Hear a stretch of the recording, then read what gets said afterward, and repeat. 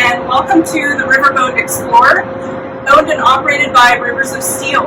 And today we're going to give you a sample lesson, one of the lessons that we would normally do with students on board, and we're going to look at the base of the river food chain, which is plankton. And plankton can be found in a variety of water, so it's in fresh water, it's in salt water, it's even sometimes in hot springs. And it can be found in flowing water, which is lotic water, like the river. And it can be found in lentic water, which would be a lake or a pond, which is still water. So we're going to take a look at plankton today. We're going to sample for them and learn a little bit about them and their purpose in the river food chain or food web. So plankton come in just two broad categories. We have phytoplankton, which are typically referred to as different types of algae. And we also have zooplankton, which are animal-like plankton. A lot of them are single-celled organisms. Some of them will go through photosynthesis, but they're sort of in a separate category, and we will talk about that a little bit later on. But the phytoplankton themselves, because they are algae or related to plants, they do go through photosynthesis. So they are the real, true base of our river food chain. They are the producers. They produce oxygen, and they produce a food source for the other living organisms in the river. So insects will eat them, insect larvae will eat our phytoplankton, zooplankton will eat the phytoplankton, and fish will eat both. So young fish, which are also known as fry, rely on our plankton population to grow in the river. So it's very, very important that we have this base of the river food chain. And as I also mentioned, the phytoplankton produce oxygen. So it's oxygen produced as part of the photosynthesis process. And they produce oxygen that is known as dissolved oxygen. It's available in the river for fish, eels, or other organisms that need to breathe underwater to breathe that dissolved oxygen. So that's also a very, very important component to a healthy river ecosystem. So these are what we are looking for. Most of them are microscopic, so we will take a look under a microscope later to see what we've sampled. But you can also see the color of the water. So rivers like this one, we're on the Ohio, are usually greenish, or maybe they have a yellowish tint. What you're typically seeing are the different colors of algae present in the water. So a lot of people assume the color means the river is polluted, but actually this greenish color is a good sign for the health of the river. The zooplankton, they're often clear in color, and that is because a lot of sight feeders won't be able to see them. So certain fish will hunt using their vision. They have a hard time seeing the larger zooplankton, the ones that are not microscopic, so they have an easier time of staying safe. But when they've eaten phytoplankton, you can usually see it inside of them, so that might give them a little bit of a color if they've eaten it. The way that we can determine where to sample for plankton is we can use something called a Secchi disc, and this is a disc that measures the photozone of the river, or the light zone of the river. So because we have phytoplankton that need sunlight in order to go through photosynthesis, they primarily concentrate at the surface of the river. So using the Secchi disc, you can see how far down you can see that disc, and that is how far down sunlight can travel. So that is your photozone, and that is where you will find the most plankton.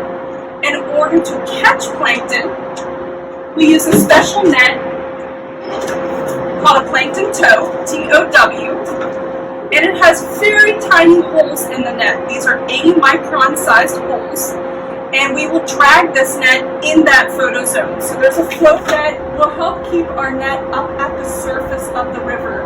That way we're capturing where the plankton are most likely to be found in our water. And there's also a little clip at the bottom of the net that we close up before we throw this into the river, and it allows us to seal off the plankton. So we're trapping things inside this net, and we can gather that sample to take up to our microscopes. So I'm going to stop here and let our deckhands know that we're going to be putting a net into the water and give them permission to throw our net in.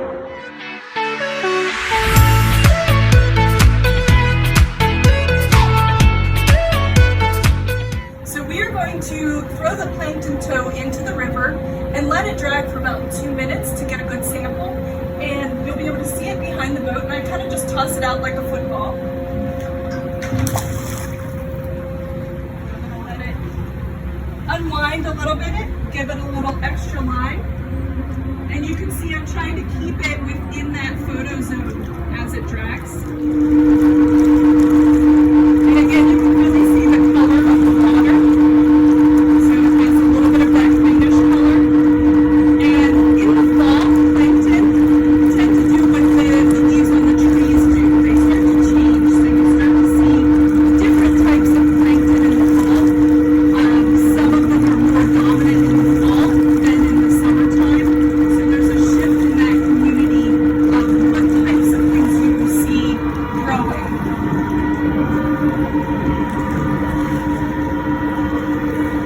So we're going to bring the net back in.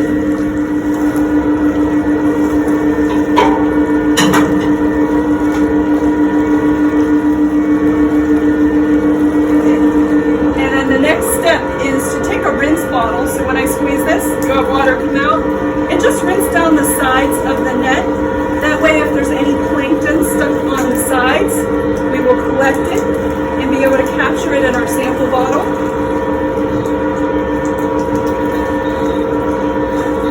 And you can imagine too, we capture bits of dirt in here, small leaves or twigs. Anything that was in the water could also be collected in the net, but we'll be able to tell the difference between dirt and plankton once we see it under the microscope. So the next step is to open this up and collect everything in our little sample bottle. So I'm just going to set things here real quick.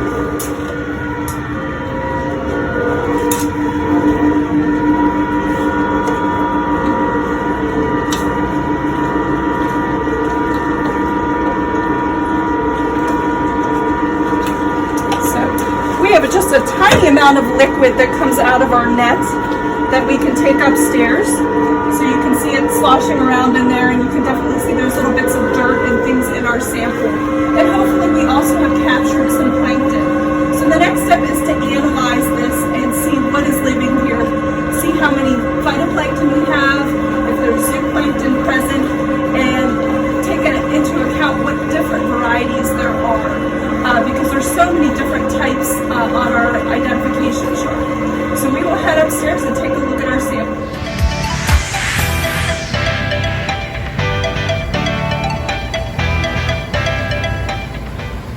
Alright, so our next step is to make a wet mount slide, and that will allow us to take a look at what is in that sample of water, and hopefully we will find plankton. And I'm going to put the slide on our microscope setup here. This is a camera that hooks onto the eyepiece of our microscope, and it's all connected through a computer and then through a screen here. So that way everybody can see what I'm viewing under the microscope. We can make it a lot larger to have it on camera today. So to make a wet mount slide, really all you are doing is putting a couple drops of what we collected onto a regular slide. This doesn't have a well in it, it's just a regular flat glass slide, and just a couple drops is all you need. And then you're going to take a cover slip, and this just mushes everything down. So you just drop it in place and hope that you don't get any air bubbles in your wet mount slide. And then all of this can go under our microscope, and we will take a look. And sometimes this is like fishing. Sometimes you make a slide, you don't see a whole lot on it, and you might want to adjust and add some new liquid to your microscope, new portions of that sample. But it looks like we're pretty lucky so far. Right out of the gate, I can see some different shapes on here. So when you look at plankton, most of it has a pretty defined shape. So what I'm seeing right here, this is from our golden brown algae category. They're also known as diatoms. And diatoms have, it's like a glass shell around them. And this particular one is called Melocyra. It's a very common one that we find in the rivers. And you can see we have this little guy. And this is an example of sometimes plants that have little hairs on them, or oil on them that allow them to move about in a slide. So they're still plants, but they can move like animals. So this particular one is called Cynura, and it's just rolling along there, but it's also in that diatomaceous or diatom category. You can also see it's golden brown as well. And we're gonna just scan around on the microscope and see if there's additional things here, and maybe we can find some zooplankton as well.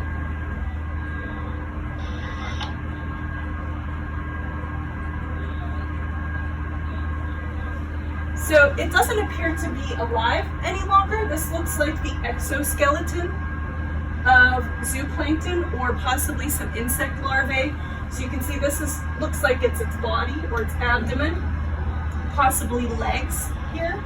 This might have been over its head portion, but again, it doesn't seem to be moving, but you can see that these exoskeletons are clear. As I mentioned outside, they're clear for a reason. So they are trying to hide from predators. So they're going to be harder to see. So some zooplankton will get larger than microscopic, and they don't want to be fed upon. They don't want to be eaten by fish or insects. So being clear is an advantage to them. It's a good adaptation for them.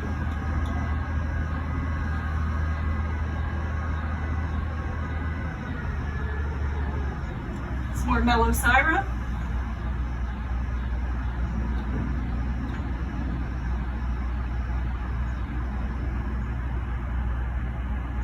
All right, so here we have an example of something that I'm not entirely sure what this particular plankton is. You can definitely see it's moving. So I do believe it is possibly a zooplankton that has hatched recently or is about to hatch from an egg. But you can see movement in there. It almost looks like there's an eye spot here. So it's potentially something that will have a little bit of an ability to see light. So some zooplankton have eye spots. They don't function the same as a human eye, but they can detect light, and they need to have this so that they can find the phytoplankton. So having an eye spot tells them where that photozone is. So again, what we measured with our Secchi disc, where you will find the most phytoplankton, because they need to go through photosynthesis. That eye spot gives these zooplankton that advantage. They can know which part of the river is up towards the surface and where their food source will be located. Another little plankton that has some cilia with it. So cilia, again, are little hairs that are allowing it to spin. And this one looks like an example of a zooplankton that might go through photosynthesis. So some of the animal-like plankton do have chloroplasts. They are able to go through photosynthesis. So they're sort of a hybrid between a plant and an animal, but on this sheet, they could fall in either category. So an Euglena is an example of a phytoplankton, a green algae that does have that tail. It has a flagellum, and it allows it to move throughout the water, but it goes through photosynthesis. So it's going to act more like a plant than an animal. So occasionally we do see these kind of anomalies too in the water.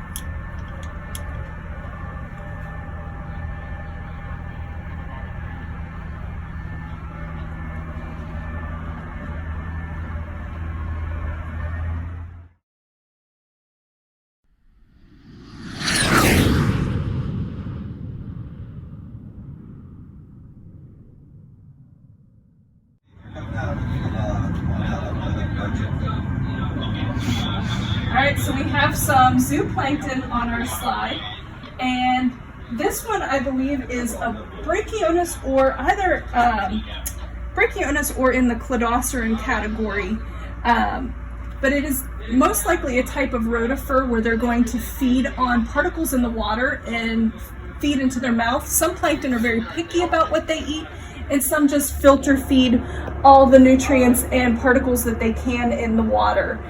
So you can see him floating along. Again, I'm not sure, I haven't seen him move, but he has his eye spot here and the legs, and you can see the hairs on the legs. and next to him is more of that Melocyra. And there's also another one zipping through that's moving so fast that I'm having trouble identifying him at the moment. We'll see if we can get a better view of him or her. So again, you can see the eye spot very clearly and the legs of this organism.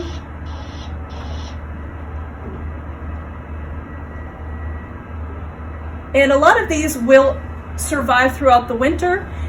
Some will sink lower where the water is going to be warmer throughout winter time. So they're able to overwinter in the deeper parts of the river. So we can see part of a worm-like organism. I'm going to see if I can find if he has mouth parts or not, because that will help me identify if it's a worm or another organism. This could also be related to the midge family, where it might have mouth parts that allow it to tear apart the phytoplankton. But I'm guessing this organism right now, as you can see, it's in the midst of a whole bunch of phytoplankton. It's probably trying to eat that phytoplankton.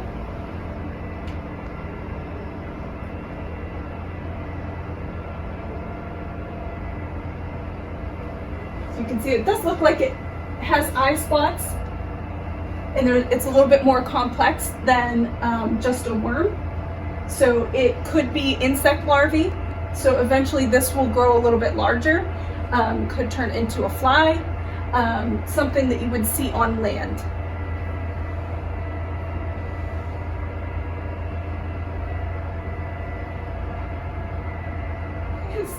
Also someone's exoskeleton. So this is the abdomen part and the tail that has broken off of an organism. And again, part of a zooplankton that was once alive, that either shed the exoskeleton or something ate part of that zooplankton, and you are seeing what is left.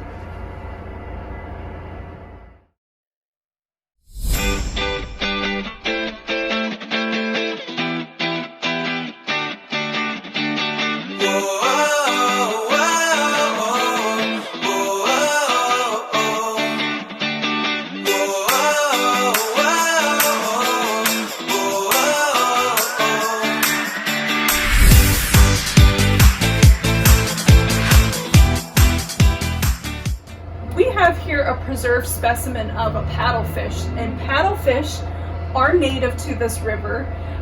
They're a fish that can get rather large, so these ones are pretty young. These ones were probably about 9 months when they were preserved. They were raised in a fish hatchery by the Fish and Boat Commission. So Fish and Boat Commission raises these to put them back into our rivers. This is their natural habitat, but at one point in time they were extirpated from the rivers, meaning they were gone from their natural habitat. It's different than being extinct because they were still living in other parts of the world, just not here in Pittsburgh. So in order to rebalance that ecosystem, Fish and Boat Commission decided to raise them, reintroduce them to our 3 rivers. And the reason we are showing them today alongside plankton is plankton is their favorite food. So just like a baleen whale would eat in the ocean, our paddlefish will also eat using that filter feeding technique. So inside their mouth, they don't have teeth. They have things called gill rakers. So they have a funny looking inside of their mouth that allows them to filter feed the plankton and get the nutrition from the plankton. Because of this, they can't be caught by traditional fishing methods. They're not interested in a worm on a hook, but they're also protected in this state. You're not allowed to intentionally fish for paddlefish. If you were to try to fish for one, in some states where it is legal, you would use a snagging technique. So you would drag hooks in the water to try to capture them. And typically these are found at the surface of the waterway because, again, they're capturing plankton. They're going to be in that photozone. So they swim with their mouth open towards the surface and filter feed. And they have a funny shape to them. You probably noticed their long nose. It's called a rostrum. That rostrum will actually help them detect plankton. And even their Latin name kind of identifies what they look like. So their Latin name is Polydon spathula. So polydon means many gills, which is talking about all the gills that they have to breathe, but also these feeding gills. And spathula is a reference to spatula. It's kind of like their nose is sort of shaped like a spatula. And then their name paddlefish also implies the shape of their nose. They can grow up to about 6 feet in length. I think the world record for this region was 120 pounds. And you can see this is an older photo of somebody holding a rather large paddlefish, but they are pretty impressive, and it's interesting to think about them possibly swimming around in the water right now outside of the boat.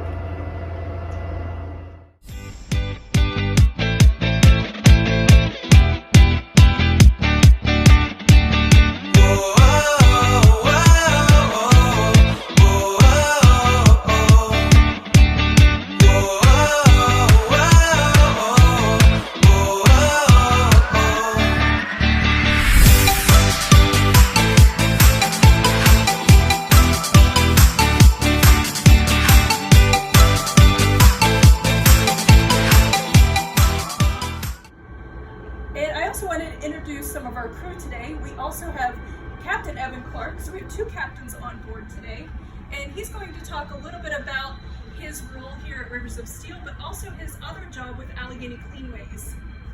Hi there, I'm a backup captain on Rivers of Steel Explorer. That's been a great job for me. I love being out on the river. I'm out on the river all the time. I live on my houseboat and work on the Explorer, and it's been a great tool for me to learn on. I've been able to upgrade the tonnage, which means I can now drive bigger boats on Explorer, which has just been huge for me. But also, I take volunteers out on the river and do riverbank cleanup with Allegheny Cleanways. What we do, we call Tireless Project, and we take volunteers out on the river and clean trash off the riverbanks. Tires, 55-gallon barrels, pop cans, pop bottles, mostly single-use plastics is what we see the most of.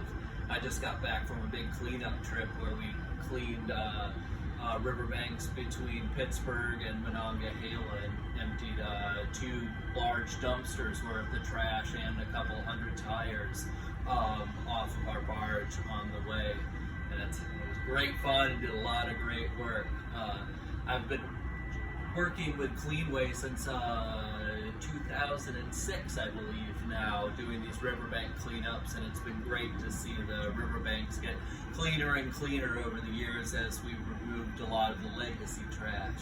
We still see so much single-use plastic come out every year, but a lot of the old stuff is starting to get dealt with, and the riverbanks are getting cleaner and better. And what was your background before coming to Rivers of Steel? I've always been a river rat.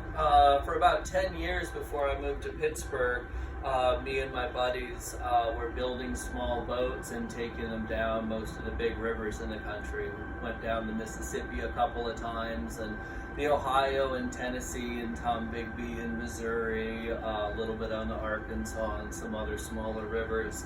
And when I settled into Pittsburgh, I found my way to Three Rivers Rowing and did some work for them on the water, and then found my way into Tireless Project from there, and then found my way onto Rivers of Steel after that. So I'm just so deeply in love with being out on the water. It's really ended up being able to fill my whole life, which is great for me.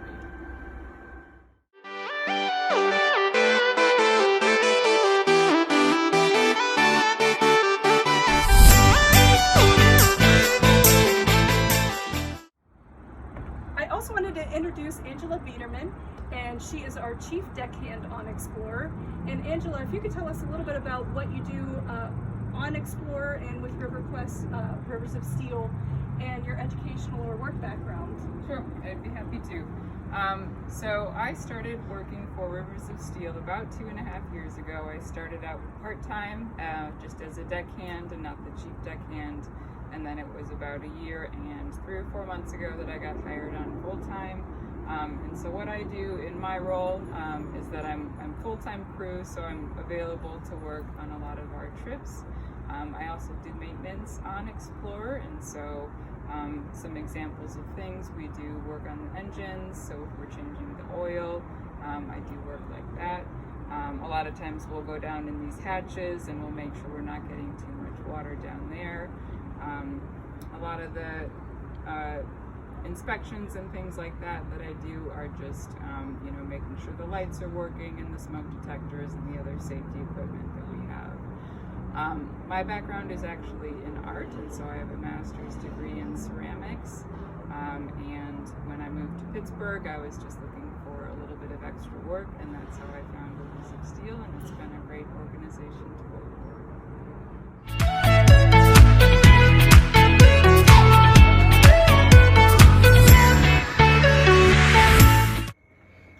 Hi, I'm Captain Ryan O'Rourke, and right now you're in the pilot house of the Explorer riverboat. I want to talk a little bit about what makes this boat special. Now, we call this a green boat, but what makes it a green boat?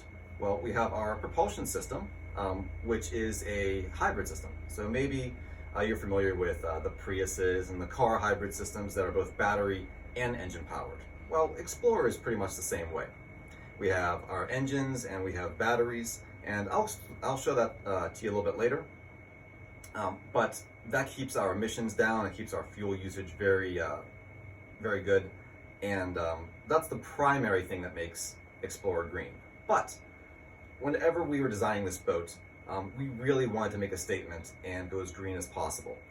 So we decided to take some LEED standards that they use for certifying buildings as green and apply them to our boat. Some things like our duct socks, not duck socks, but duct socks, which are long socks, look like they hang on the ceiling, and they are our ventilation. So instead of standard ductwork, which is metal, we use these cloth socks, which we can take off the ceiling and clean. It also gets the air through the cabin a lot more even than regular venting. So it's actually pretty nice. We also have a lot of recycled materials on board. The walls are made of like a pressed wheat board, which are compostable at the end of life and are very environmentally friendly to make. The carpet that you see is mostly recycled tires. So we used a lot of recycled material in building this boat, as much as possible.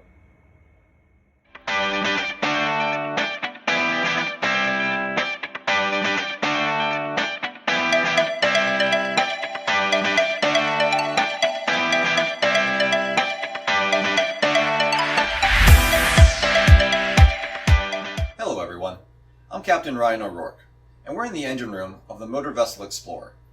There are many things that make Explorer unique, one of which is its serial diesel-electric hybrid propulsion system. And today, I'd like to show that to you. When talking about a serial diesel-electric hybrid system, we're describing a few key features. Propulsion is achieved purely through electric motors. There is no direct connection from the engine to the propeller shaft. This is in comparison to a parallel system, where the engine is directly connected to the propeller shaft. The diesel engine is directly coupled to the generator. Together, this is called a genset. The engine's sole purpose is to drive the generator and create electricity. And hybrid simply refers to the availability of multiple sources of power. Explorer has two primary gensets, two battery banks, and an emergency generator, all of which can be used in combination depending on the power needs of the vessel at any given time. Our two primary sources of power are John Deere diesel engines. Because they're part of a genset, we call them our prime movers, each one rated at 175 kilowatts. Using B5 biodiesel, Explorer could run continuously for 10 days without needing to refuel. The benefit of using engines as prime movers instead of direct propulsion is that we can keep it running at high RPMs where its efficiency is at its peak. At cruising speed, Explorer only uses approximately 7 gallons of fuel per hour. The other half of our genset is the generator. Connected to the prime mover through a 90-degree gear, the generator has a continuous output of 80 kilowatts at 650 volts. In addition to the generators, we have two battery banks, each consisting of 30 8D-sized AGM batteries. They can provide supplementary power when one or both generators can't provide the amount of power being requested by the system. It's also possible to run the vessel entirely on batteries, creating a uniquely quiet cruising experience. If all else fails, we have a standalone fixed-speed 55 kilowatt backup generator. In the event of one or more primary systems failing, this generator can provide enough power to maintain control of the vessel until we return safely to dock. All the electricity produced by the prime movers, the generators, and the battery banks are routed here to the inverter stack. Consisting of 5 inverters and 2 rectifiers, connected via 650-volt DC link, the system combines and distributes power being requested by the propulsion and hotel loads. On the propulsion side of things, each propeller is powered by 2 motors. These motors feed a combining gear, transferring power to a single drive shaft. This drive shaft connects to the transmission, and finally, out to the propeller shaft and propeller with a maximum speed of 9 knots.